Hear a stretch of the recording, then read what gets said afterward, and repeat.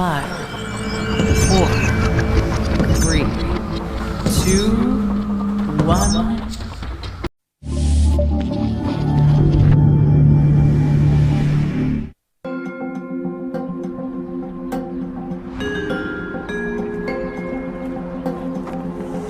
Education has become one of the most fiercely debated political battlegrounds.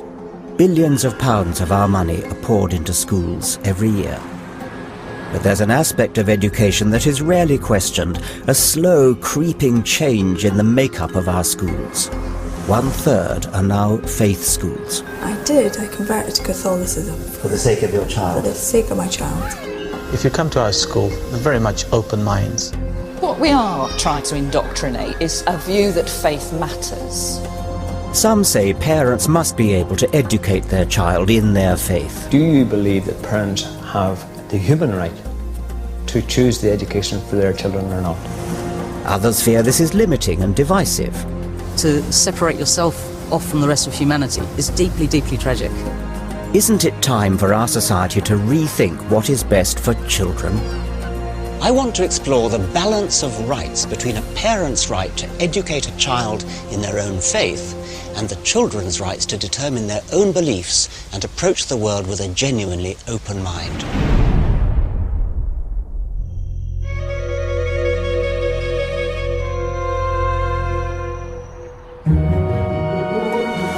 One in 3 state schools in our country is now a faith school, a school with formal links to a religion.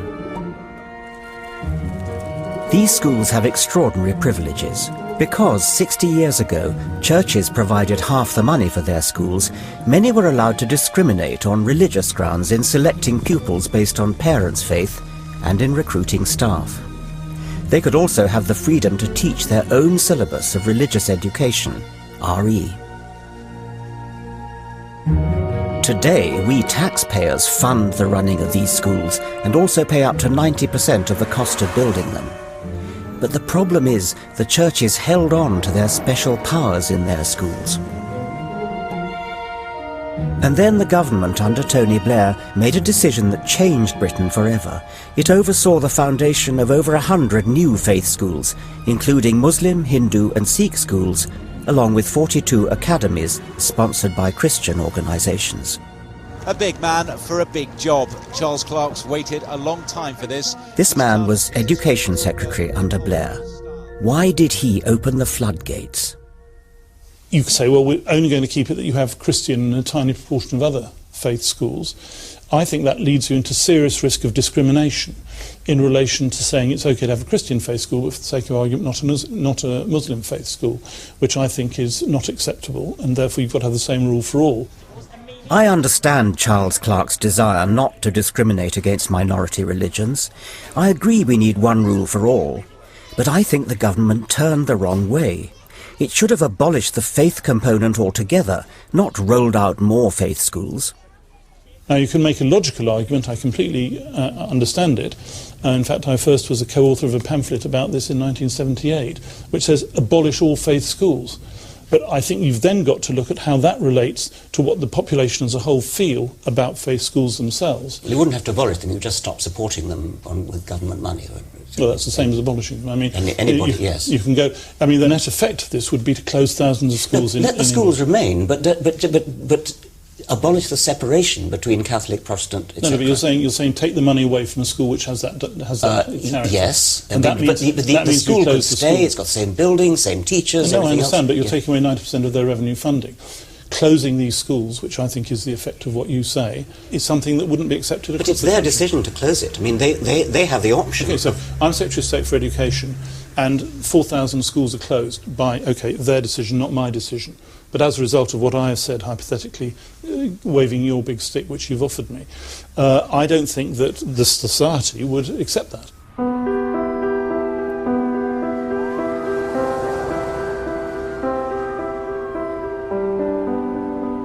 Having been a key player in this huge gamble with our country's education system, you'd hope there'd be more enthusiasm and conviction in Charles Clark's backing for faith schools. In fact, we find he used to be against faith schools, and his main defence of them now seems to be that voters wouldn't agree to abolishing them. And I'm not at all convinced Charles Clarke is right about public feeling. In fact, we commissioned an ICM opinion poll that showed a clear majority, 59%, still believe that schools should be for everyone, regardless of religion, and the government should not be funding faith schools of any kind. I believe the government must act and take the faith out of faith schools.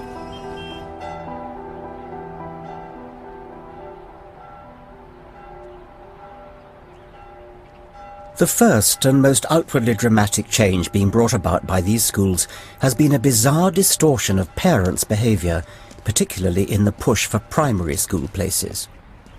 About 7% of the British population worship in church, but around 36% of primary schools are run by the churches, and they can select pupils on the basis of parents' faith. Parental choice? Okay, let's talk about parental choice. Suppose I'm a parent living with my children exactly here in Oxford, where we are standing now. If we want a faith-based primary school, we've got all these red dots to choose from within easy walking distance. There's St Philip and St James, there's St Aloysius, a Catholic school, and there's St Barnabas, another Anglican school. But if we want a non-faith-based school, we've got to go miles, here, here, or here, or here. Parents who wish to exercise their choice of a non-faith-based education for their children are effectively discriminated against. They're excluded from 1/3 of British state-funded primary schools. How do parents feel about this? I've come to Mumsnet. Justine? Richard. Hello. How nice to meet you. Thank you for very coming. much for having me. Welcome to Mumsnet Towers. Mumsnet is a web forum where parents get together online using pseudonyms to chat freely about issues involving their children. I'm here to ask about their experience of faith schools. Slug is saying it's not that we're forced into a choice, it's that we were excluded from state-funded schools because of our lack of faith. It would be unacceptable, of course, to exclude people on the basis of their race, but somehow it's okay if it's their parents' religion. Joe Barnes' son is excluded from all 3 of the local primary schools, 2 Anglican and 1 Catholic, on the grounds that his parents are not churchgoers. Oh God, there's so much going on, I can't keep up. Hang on. If parents don't want their children to be excluded, the other option, of course, is to fake a faith.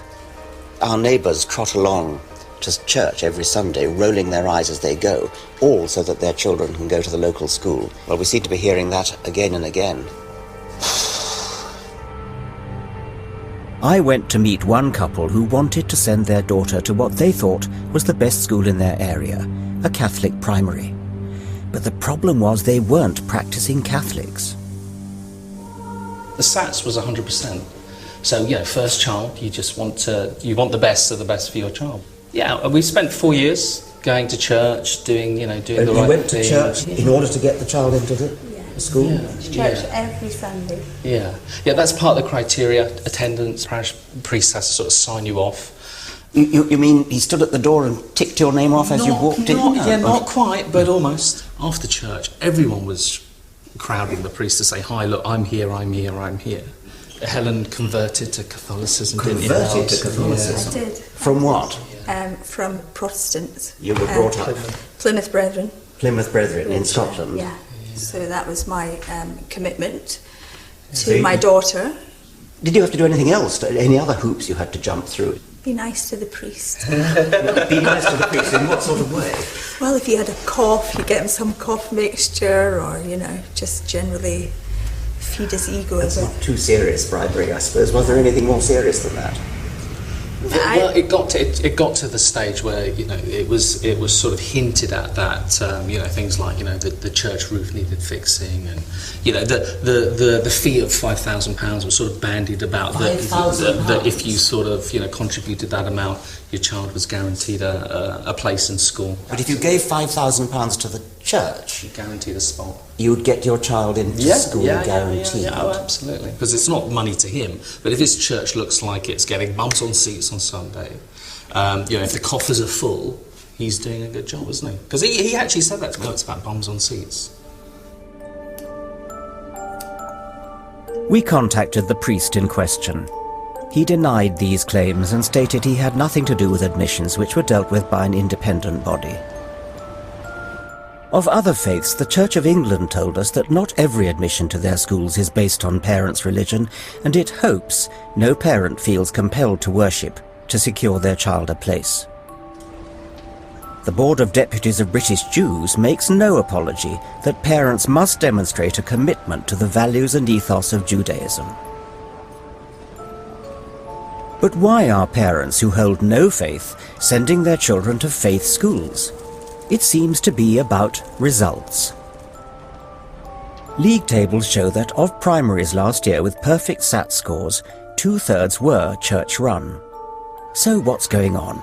Are faith schools better? Surely God isn't helping pupils in exams. Through a massive analysis of 500,000 primary school pupils, this man now has the authoritative answer.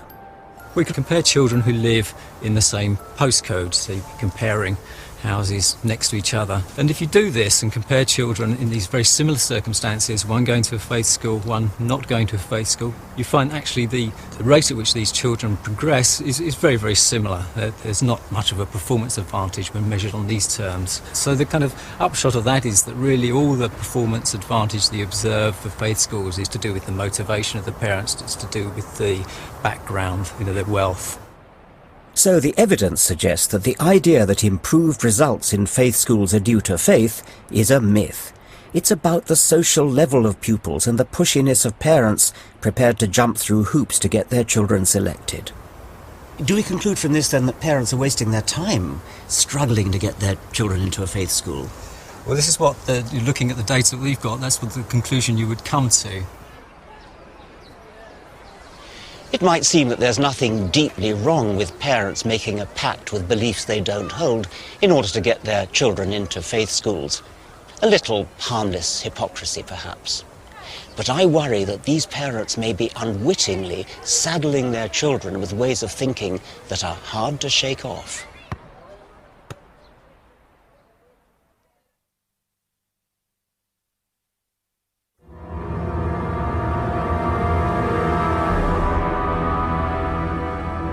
One in 3 schools in Britain is now a faith school, and their number is increasing throughout our green and pleasant land.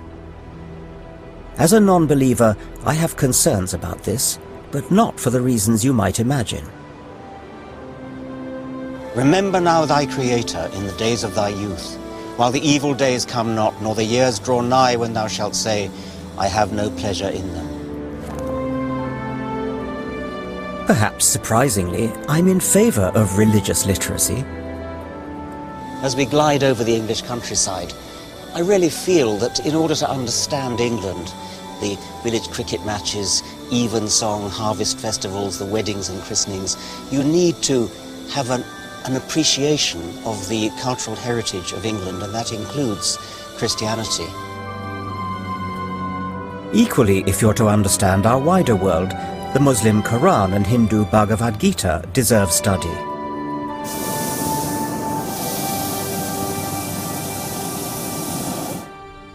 Stay me with flagons, comfort me with apples, for I am sick of love.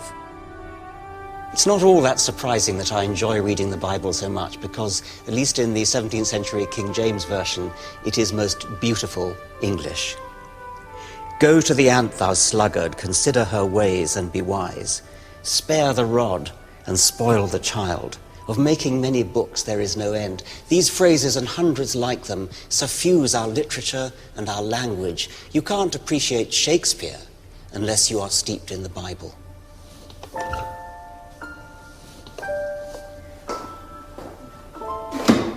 While I think it's important all schools teach about the culture of religion, I'm worried that faith schools are allowed to do far more.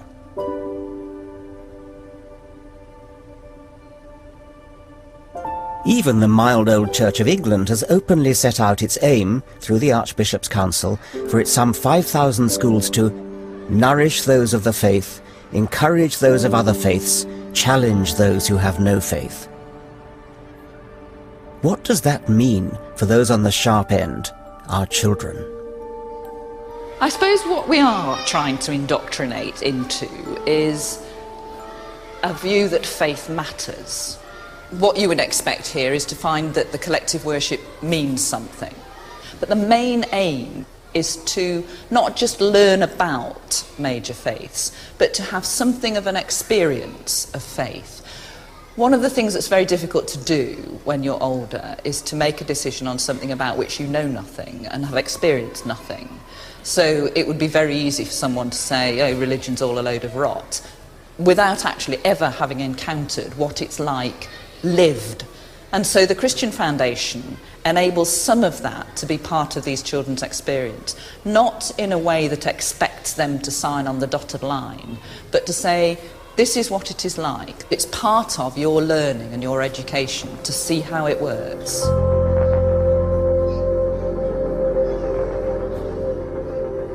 Janina Ainsworth and I disagree here. She feels it's important to experience faith in school, but for me this is indoctrinating children too young to defend themselves. I worry that religions like getting to children young precisely because that's when they're at their most impressionable.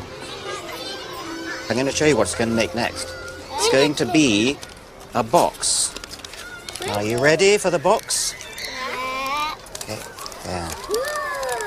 There's a box. You see its lids there? I can make a hat out of it. What, like that? No. Put it on me! Thank you. Some 60 years on from my childhood, I can still remember how to fold a piece of paper into a Chinese-style boat. It was a craze at my school. This is going to be difficult. This is the difficult bit now. Pulling that out, pulling that out. Pulling up the sails. Is it Chinese? It's a boat.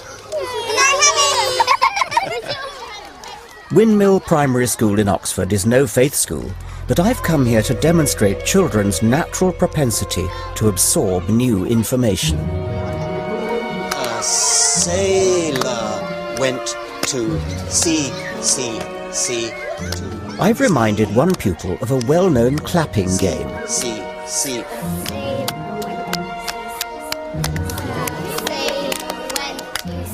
Within minutes, others pick up the game, pass it on to friends, make connections and adapt it with variations.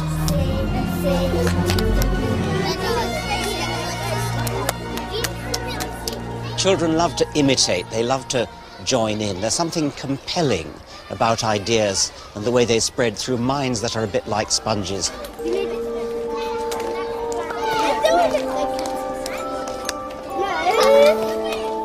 What children absorb at a young age can last a lifetime. Should it really be the dogma and daily rituals of religion?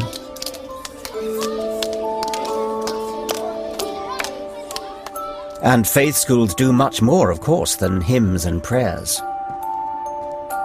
The hard edge of the indoctrination goes on in RE, religious education, for which many faith schools teach their own syllabus, and often parents contribute money for the lessons. We weren't granted access to film any RE or faith studies at a Jewish or Catholic school. So I turned to someone who has systematically collected information for years on what actually goes on. The problem is that it's totally deregulated. The governing bodies of state-funded faith schools have control over their religious education curriculum. Ofsted inspects the religious education in other state-funded schools, but in state-funded religious schools they have their own religious inspectorates to inspect those lessons. Yes. And that really compounds problems in other subjects. So a lot of faith schools, particularly Catholic schools, will teach their sex and relations education in their RE. Lots of faith schools do the same with citizenship education, so all those subjects become seen through a religious filter. How much time do they actually spend on faith as opposed to ordinary education? Well, we have an example here of a Jewish, state-funded Jewish faith school, where in Year 7, that's the first form in secondary school, pupils have 8 hours of religious instruction every fortnight, which compares with 6 hours per fortnight for science and far outweighs any subject in the secular curriculum.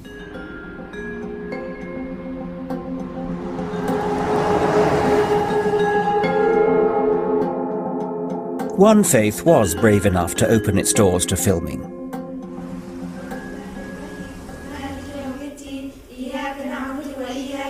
نستعين غير المغضوب عليهم ولا الضالين آمين صدق الله العظيم. Right, Assalamu alaikum girls. Right, now, we know what we're going to do this lesson. We're going to do some drama. I'm just thinking to myself, how universal is this story? Like back then, everything was according like to the family, you got to obey them. This is Madani High School, an all-Muslim secondary school in Leicester, and one of 11 Muslim faith schools now in the state system. I've come to see firsthand how faith and education mix. This school gets good results, and many of the girls here hope to become the next generation of lawyers, doctors and teachers. Faith schools are sometimes accused of closing children's minds down by teaching them this is the one true faith, and you get your truth from Holy Scripture rather than from opening your mind to the world. Well, there's slightly a misunderstanding from those who think that way. If you come to our school and if you look at our lessons, they're very much open minds, thinking critically, understanding the world in a very critical fashion. Like all state schools, they teach national curriculum science here. But like many faith schools, they supplement this with religious lessons that they control and which are not subject to Ofsted inspection. In our school, when our teachers tell us stuff like teacher stuff, it's like whether it's up to us whether we believe it or not. The teachers do not disrespect our decision. Everybody has a right to their own decision at the end of the day. Yes. Suppose we take a fact like, are we and chimpanzees cousins? I mean, do you believe that we're cousins of chimpanzees? Or monkeys? No. I wouldn't think so. What do your, perhaps we have a science teacher, have we? What do you teach about that? Well, yeah, we learn about in the curriculum because that's what we follow.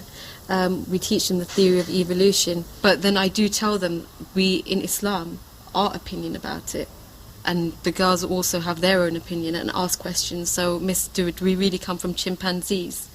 But they all have their own opinions for that, and then come to their own decision, which every single one of them realise that actually we didn't, because we believe differently. Every single one of them comes to the conclusion that we did not evolve. Yeah.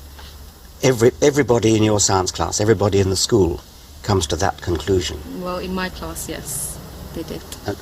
How many is that? I mean, well, I teach 60 year 10 students, so right. 60 of them. And all 60 of them end up rejecting evolution. Yes, because obviously they have their beliefs, which is Islam. Yeah, about evolution. Evolution is that human evolved from apes and stuff. But if there are still apes here, then how did human evolve from apes? This is the commonest question I ever get. What's the answer of your science teacher to that? But I wanted to point the question to you because I wanted to know your opinion. Well, I'm going to give you the answer, but we've been told that your science teacher teaches the theory of evolution. I'm interested to know. That's exactly what we teach them, that humans evolved from apes. Yeah. And through natural selection, we became humans. But her question is, why are there still apes? Well, I'll tell you why there are still apes. Firstly, we are not just evolved from apes, we are apes. And when animals evolve from other animals, it's not that they supersede them. It's not that we've evolved from chimpanzees. Chimpanzees and we have evolved from a shared ancestor who lived about 6 million years ago and who was neither a human nor a chimpanzee. There's a bigger point at stake here than evolution, of course. What's worrying is that a school that says it wants its pupils to be open-minded is, through its religious training, also guiding them to reject factual evidence at the very core of science and rational thought. Where does that lead? The school's job is to provide all the information. It is up to the individuals to see what they believe and what they don't believe. So I'd like to leave the choices to these young people. Yes, so you think that matters of scientific fact are a matter of personal choice based on traditional faith? Well, none of the reports that I've read says that evolution is a scientific fact. Just as there's a scientific theory which says evolution is there, there's another perspective, from a faith perspective, that says, no, God created all human beings. But I hope you'll see that from our young people, evolution is only one small thing in their lives, and probably an insignificant thing in their lives. It's not a small thing in the life of a science teacher. She will teach children things which are contrary to the entire scientific community. Now, that's not a small thing. That's actually quite a large thing. If science says one thing and the Quran says the other, who do you go with? Well, I'd like to believe that because science, scientific knowledge and Quran are essentially from the same creator, there won't be a conflict. The conflict will probably arise in our understanding of those facts. Well, that sounds reasonable to me. My advice, if you pardon me for offering advice, it would be, you are never going to win the fight against evolution. It is a fact. What you should do is to look at the Quran and reconcile it with evolution, which is what the Christians have done. In RE, we learned about science and the Quran. By the end of the day, we all came to one conclusion, that the Quran is evidence of science. So what science has proved to be just recently is already proved in the Quran 1400 years ago when it was written. But that doesn't include evolution, apparently. No, it doesn't. So what does it include? It includes stuff like the shape of the earth, about the mountains, how they secure the earth. And how in the sea the two waters, they don't mix, the salty water and the drinking water, so it's pure for us to drink. They don't mix, but they pass through each other. Salty water and fresh water don't mix in the sea? No, it's like it's a natural barrier. I was shocked that RE elbows out science like this. So you think the Quran is a good source of scientific information? Yeah. Right. Yeah. Yeah. Right, and you're the one who wants to be a doctor, is that right? Yes.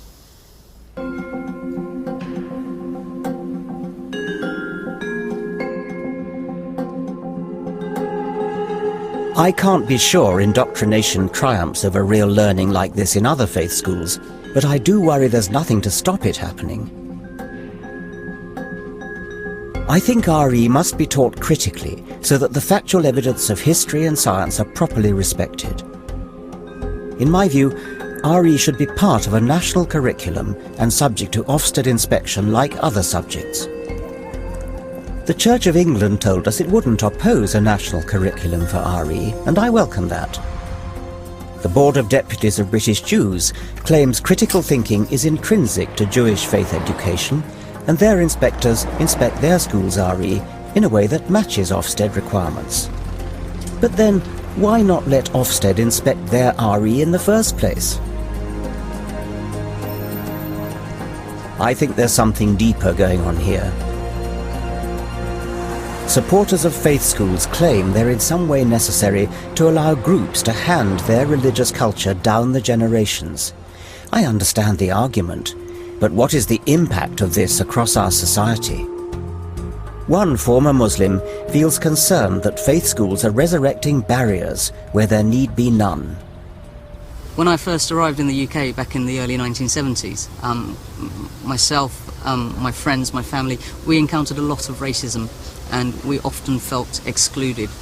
And things have improved, and it shocks me, it saddens me that people like me are now choosing to self-segregate when others have worked so hard to allow us to mix and to join in and to be part of a wider community. For me, what's exciting about the world is the range of ideas we can encounter, and to separate yourself off from that, from the rest of humanity, frankly, is deeply, deeply tragic. Some faiths claim they actually promote community cohesion through their schools, and that this is recognised by Ofsted. But, as we've seen, Ofsted doesn't inspect what's taught in faith schools' RE lessons, nor does it consider the school's admission policies, which can discriminate along religious lines. I'm worried that faith schools in fact encourage separation from mainstream society. Now I want to ask how important it is for parents to have the right to preserve their culture through their children's school, or whether this creates a dangerous and divisive them and us mentality.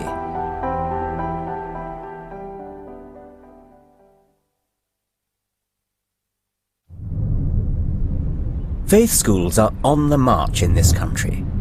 One of the key claims of their supporters is that they create a confident sense of identity amongst pupils. But that very sense of identity tends to set them apart from others schooled to believe in a different God or a different theology. In not mixing at school, surely there's a danger that these children will grow up as strangers.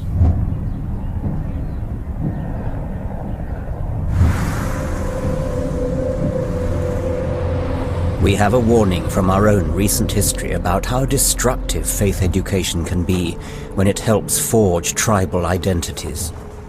The human psyche has two great sicknesses. One is the urge to carry vendetta across generations, and the other is the tendency to fasten group labels onto people instead of seeing them as individuals. One of the great scars is Northern Ireland, where you can see the badges of Protestant-Catholic divide on walls and flags, on bunting, wherever you look.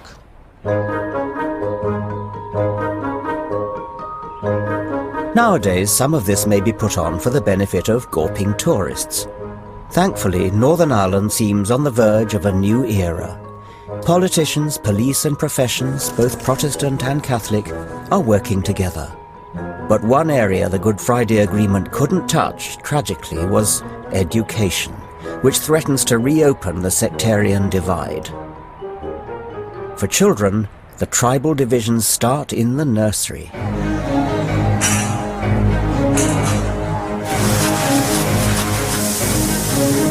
In July 2010, it was reported to be children as young as 9 who led the riots, throwing stones and shouting abuse at the other side.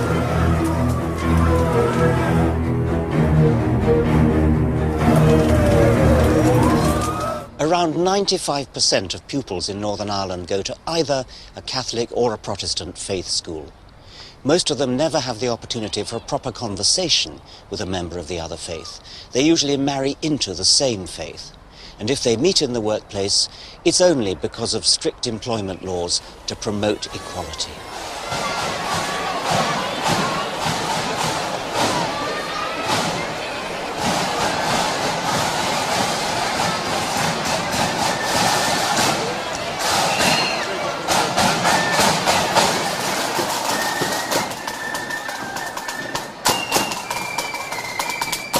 Surely here, of all places, they can't see segregated faith schools as a good thing. Surely they should welcome mixing up Protestant and Catholic school populations.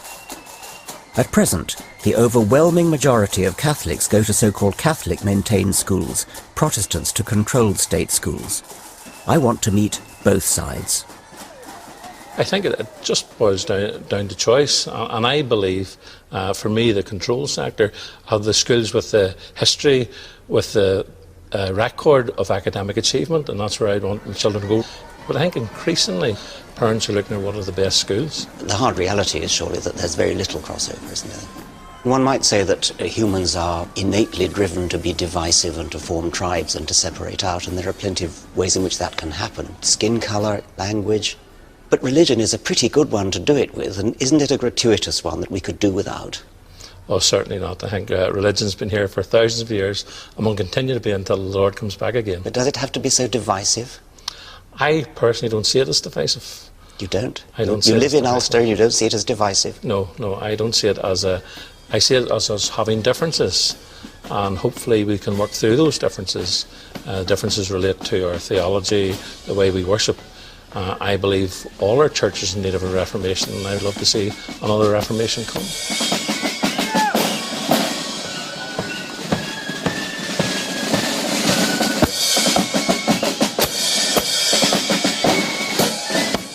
Perhaps at the deepest level of my concern about faith schools is the assumption I'm encountering that children are somehow the property of their parents and their parents' religion. It's all about parents' choice, and I found that strongly echoed on the Catholic side.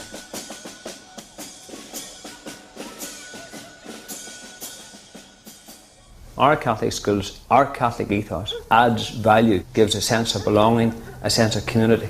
That's what parents want for their children. A child to a parent is a very blessed thing. And the vast majority, almost all parents, will do what they think is right for their child. Is that not a legitimate human right? Oh, it's certainly legitimate. Well, but you don't agree with that. Well, I have all sorts of issues with faith schools. But you clearly don't agree with that. Let you state that. Okay. I worry about segregation of children anywhere, not just in Northern Ireland, on the basis of their parents' religious opinions, because it seems to me that religious opinion is a a pretty odd way in which to separate children out. Richard, I think we need to nail this one. Do you believe that parents have the human right to choose the education for their children or not? Well, I think that they do. That's the core of what you're asking me. Yes, Do you afford the parents the human right? And it is a human right. I also that they can choose the system of education that they wish for their children, that's most consistent with their beliefs and understanding of life. Now you're seeking to impose your view on other people, and I think that's wrong. Well, I think you should respect everybody from it. Are you a parent yourself? Yes. Well, what do you have for your children? What do I? What do you have for your children? What do you want them to do? I want them to be open-minded. I want them to be sceptical. I want them to ask critical questions. I want them to seek knowledge for its own sake. I do not want to impose my own views on them. Good, I respect that. Yeah. What you said is a perfectly legitimate view, but you should afford other people the same respect. Once you begin to engineer or you begin to thwart parents in terms of their parental choice, you really end a dictatorship, Richard, and maybe that's where you want to be. No, I don't want to get into that. But that's what you're essentially saying. You come from this from a premise of, here's what you think is right. I'm coming from the premises that parents should be allowed to make choices.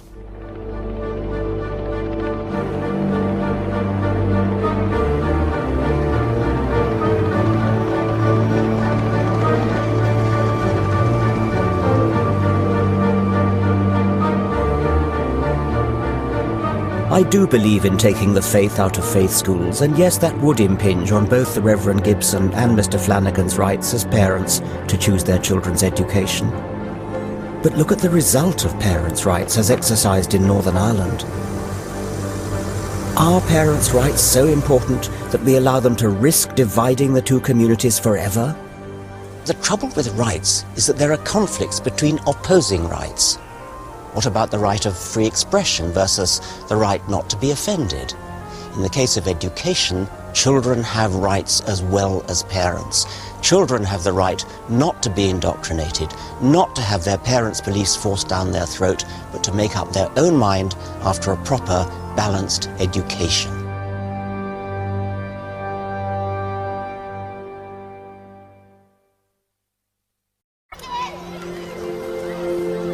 There goes a right-wing Tory child. I see there's a socialist child over there.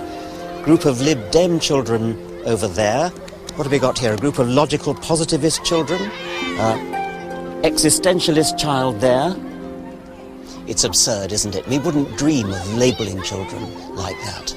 And yet when it comes to religion, our whole society is quite happy to talk about a Catholic child, a Protestant child, a Muslim child. Why the double standard?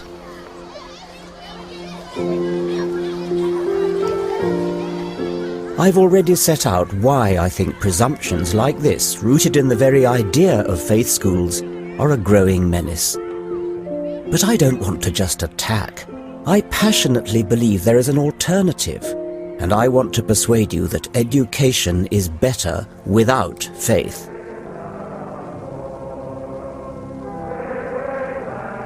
I feel strongly about this because when I was a boy, I thought very traditionally and believed in God.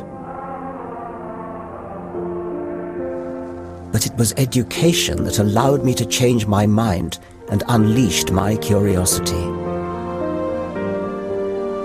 Any teacher or parent may influence children in many ways. We all have baggage. So how do we best respect a child's right to learn with a truly open mind? Young children are uniquely vulnerable to simply believing what adults tell them. So my starting point would be to give them tools to sort fact from fiction. When my daughter was 10, I decided to write a letter to her, asking her to think for herself about how we know the things that we know. How do we know, for instance, that the stars, which look like tiny pinpricks in the sky, are really huge balls of fire like the sun and are very far away? I mentioned one good reason to believe that anything's true, which is evidence, and I mentioned 3 bad reasons. There's tradition. Believe it because our people have always believed it. It's been handed down over generations. The trouble with tradition is that no matter how long ago a story was made up, it is still exactly as true or untrue as the original story was. there's authority. Believe it because your parents do, believe it because a priest does, believe it because a teacher does, or because a holy book does. That's another bad reason to believe anything. And finally, revelation. Believe something because it just feels right. And next time somebody tells you that something is true, why not say to them, what kind of evidence is there for that? And if they can't give you a good answer, I hope you'll think very carefully before you believe a word they say. Your loving Daddy.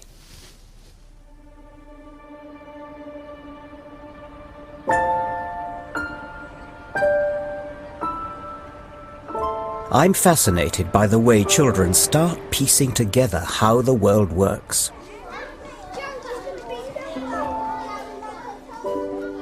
I've come back to Windmill Primary School to look at a new scientific study of how children are naturally biased to believe certain kinds of, ultimately religious, explanations.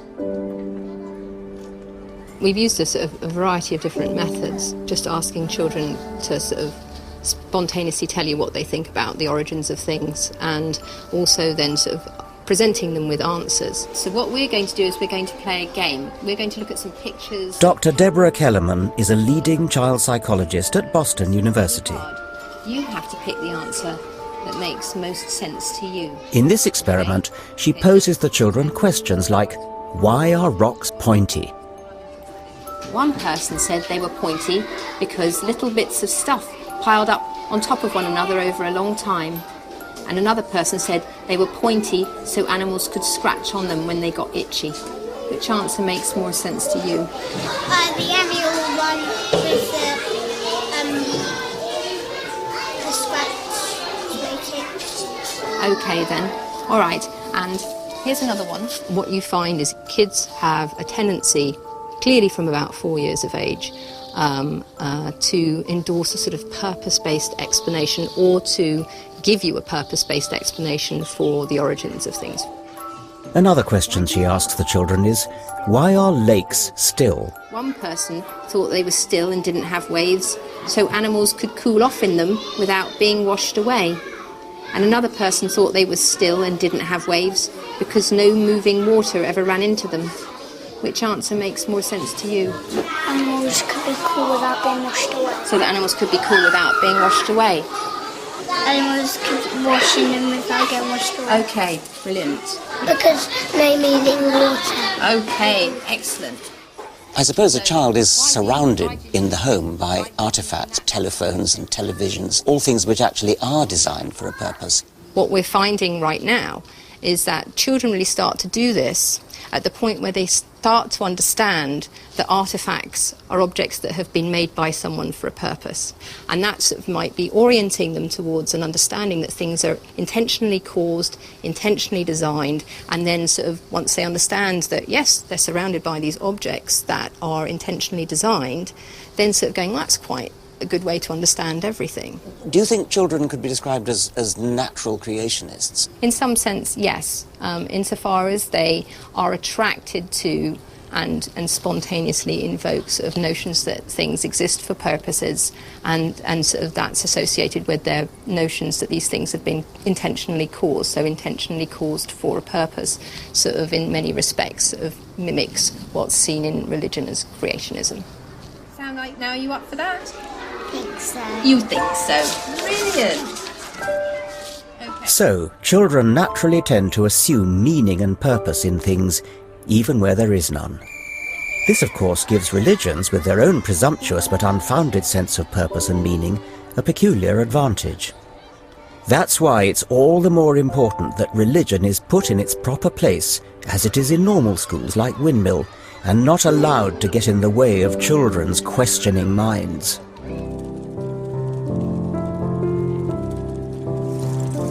Rather than indoctrinating children in faiths that can only preach a limited view on the deep questions of existence, how much better instead to fire children's curiosity about all the extraordinary questions we have yet to answer.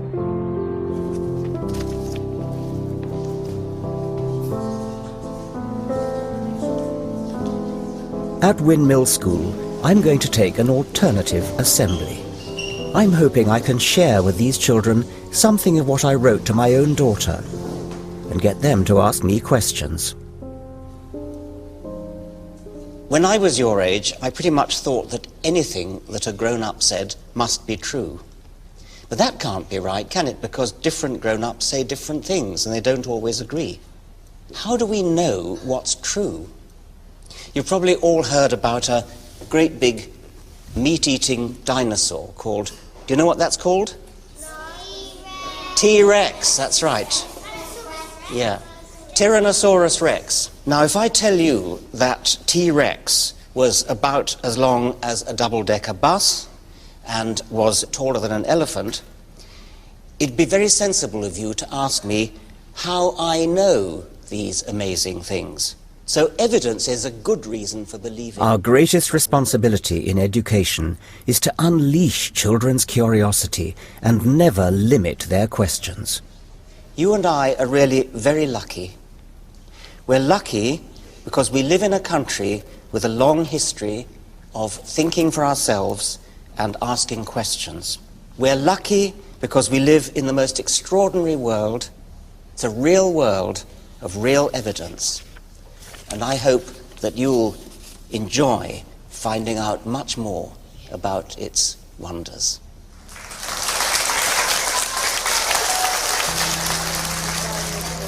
Yes. Well, the horseshoe crabs haven't changed very much. Lots of other things have changed a lot since that time. How did the sun come? Well, the sun came from a huge great cloud of gas, which came from an earlier star that exploded. How did the dinosaurs die? Well, what happened was there were lots of fires, and there was a huge lot of steam and smoke and dust, and a great big cloud formed all around the Earth, and so the sun couldn't get through. That's what people think, but nobody really knows, and you have to ask what the evidence for that is.